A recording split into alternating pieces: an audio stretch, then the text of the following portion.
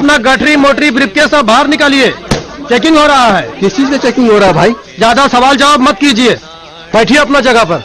ठीक है, तो सवाल किया है, जानने का अधिकार है उनको। अरे पैंट सूट पहन लिए तो लगे इंग्लिश छाटने। पुलिस को पावर है चेकिंग का, समझे कि नहीं?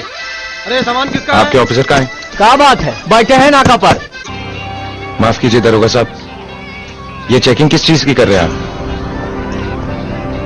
मैं आप ही से पूछ रहा हूं सर। अरे चतुर्भुज, क्या प्रॉब्लम है जेंटलमैन का?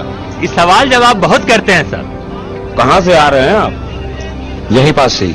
कहाँ जाएंगे? देखिए दरोगा साहब, मैं बस सवाल हम करेंगे, तुम जवाब देगा बात। दरोगा मन्नीराम है नाम हमारा।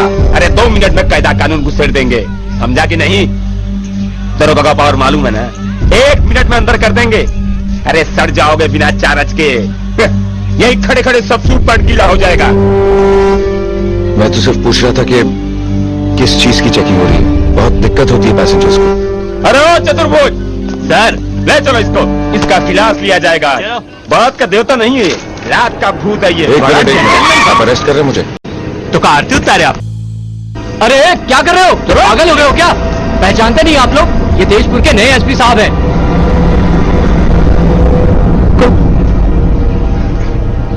भारी मिस्टेक हो गया सर, एकदम ब्लंडर हो गया।